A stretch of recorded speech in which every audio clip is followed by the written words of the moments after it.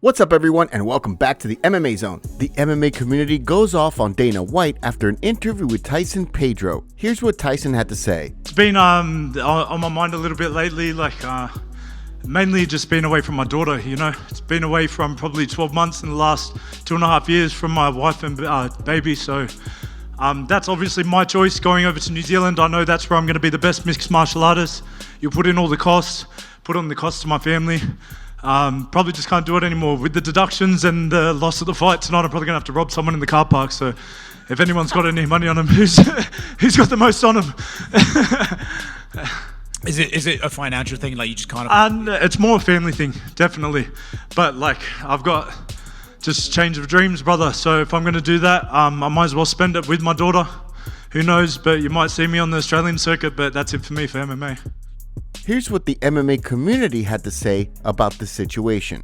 This gotta be embarrassing for the organization, no? Like after NBA, NFL, MLB games, do players ever get on the mic stating financial struggles like this? They may want bigger contracts for greed, but nothing like this. No fighter should be making less than $100K per fight. That should be entry. That gets taxed, and they have to pay their coaches, nutritionists, etc. The UFC earned over $1 billion in 2023. They can pay fighters more.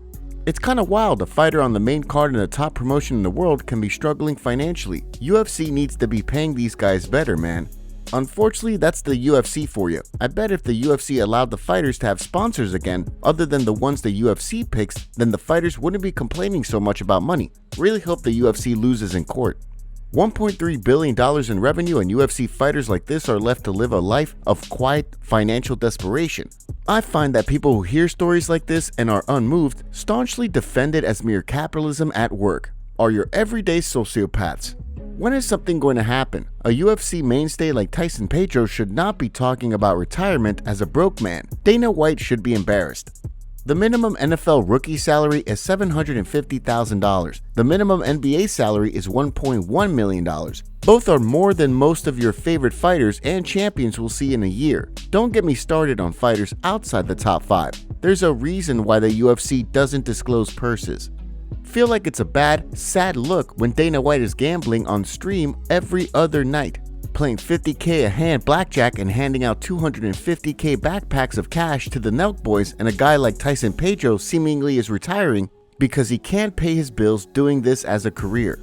Next, let's take a look at Henry Cejudo sends a warning to Max Holloway. No one wants to see another fan-favorite fighter have his career altered by the cumulative power of Justin Gaethje. Count former Olympic gold medalist and 2-division UFC champion Henry Cejudo among those who would like to see Max Holloway's career go a different way. Holloway is expected to fight Justin Gaethje at UFC 300 in April for the BMF title. Holloway, 32, has 32 professional bouts under his belt at this point of his career and has fought some of the best fighters the UFC has to offer. But Cejudo would like to see Holloway avoid Gaethje. Get Max Holloway out of the fight with Justin Gaethje and give him that fight in Spain. You fight a guy like Justin Gaethje. Justin Gaethje is a dude that will hurt you and you will not be the same.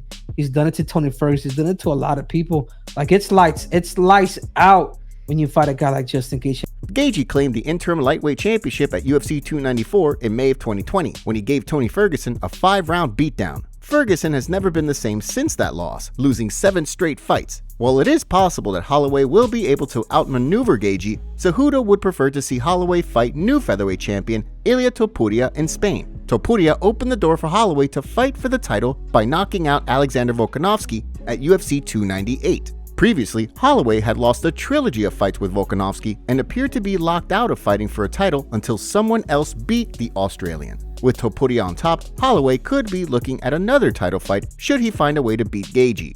Next up, let's take a look at Sean Strickland reacts to leaked DMs. Sean Strickland and Jake Paul will likely never fight in a boxing ring or octagon. The squabbling between the two men may be limited to social media, but that should provide enough action for people seeking out drama. Paul recently criticized Strickland as someone who is insecure and hiding behind an alpha male act. Paul had offered Strickland $1 million to spar. The guy seems to be having some sort of quarter-life crisis there, just spazzing out on everyone. But it's a typical story of these UFC guys who call me out and then go quiet. I said, I'll send you the PJ. Let me know where we could spar for $1 million. Oh, I would get sued by the UFC if I sparred Jake, but you just sparred Sneeko. You could spar anyone. However, since Strickland is currently signed to the UFC, that fight was never going to happen. Strickland did say he'd like to spar with Paul, but concerning Paul's criticism of him recently, Strickland responded by attacking Paul's credibility. Paul is returning to boxing by fighting an unknown to the public at large in Ryan Borland. Strickland took aim at Paul for fighting a nobody with a few posts on X, formerly known as Twitter. Did you guys know Paul is fighting? Neither did I, Strickland wrote. LMAO, Sam Alvey tagged me in. Was it hard to find a retired fighter to box? You're literally paying cans to fight and lose to you. Is that even legal? You're a clown. Absolute disgrace to combat sports. Next up, let's take a look at UFC Fighter Frustrated with UFC Gloves. Michael Venom Page was happy to find a life raft off the boat when the Bellator merger with the PFL happened. MVP landed a UFC contract and is hoping to make a run at bringing home a belt from the UFC. Page, who is 21-2 in his career, will have to do some adjusting when he steps into a UFC cage for the first time. When Page fought in Bellator, the organization had gloves designed to help cut down on eye pokes. During an interview on Smack Talk with Sandu, Page talked about what he thought about the UFC gear and how it will impact things moving forward. The gloves, in all honesty, not that good. I was actually disappointed, comparatively speaking. Nowhere near as comfortable, to be fair. It's not going to change anything, you know. I'd fight in kitchen gloves and be fine, you know. But mitts. yeah, literally, whatever it is, whatever I need to do. I remember I fought with no gloves not too long ago, so I'll figure it out. That's never going to change anything for me. But yeah, definitely not as a snug a fit. Page will debut at UFC 299 on March 9 at the Kasaya Center against veteran fighter Kevin Holland. Next up, let's take a look at Chael Sonnen fires back at Jorge Masvidal.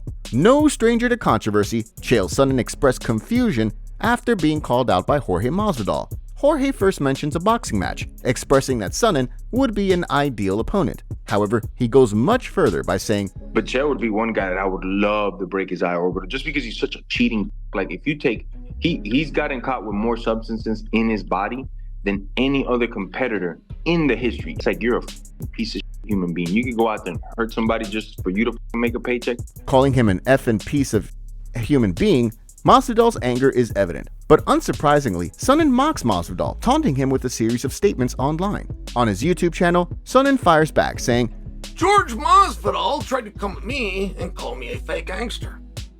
I have more felonies than he does, which is jailhouse talk. I wouldn't expect any of you to be impressed by that, but it means he sleeps on the bottom bunk, and he will know what that means." Sonnen doesn't stop there, saying at UFC 299, "I will be the person in the nice trim suit with the somewhat dimmed glasses and a crowd of people onlooking. I assume he will be the thug with a hood up that I need to have my eye out for." With tensions rising, it'll be interesting to see how this dispute unfolds at UFC 299. Now, let's shift gears and take a look at UFC Fight updates. Mitch Ramirez will step in to fight Thiago Moises at UFC Vegas 88 on March 16. Ramirez is stepping in to replace Brad Riddell. Trey Waters will take on Billy Goff on May 11. Chase Hooper will fight Vyacheslav Borshev on May 11. Ramiz Brahimaj will be back in action against Temba Gorimbo May 18th in Las Vegas. Next up, let's take a look at Rampage Jackson reveals shocking news. On the Jackson podcast, Quentin Rampage Jackson claims that he made $7 million from a single UFC title fight with Chuck Liddell in 2007. So when I fought Chuck, they had to give me I made. Oh, you made a good money. I made like millions. Oh, dude, that is so freaking awesome. Just off the pay-per-view. I heard a little bit. I made about $7 million. Whoa. I've never heard that number. While some users say about as accurate as Sonnen's 8 mil versus Silva, this statement isn't as outrageous as it may seem. This crazy payout wasn't just the result of his KO, but instead was the product of a deceitful contract brought by the UFC. He explains on a podcast, What helped me out later though, they gave me a crazy pay-per-view deal because they knew they wasn't going to do pay-per-views. And then Dana White, the UFC, they bought my contract.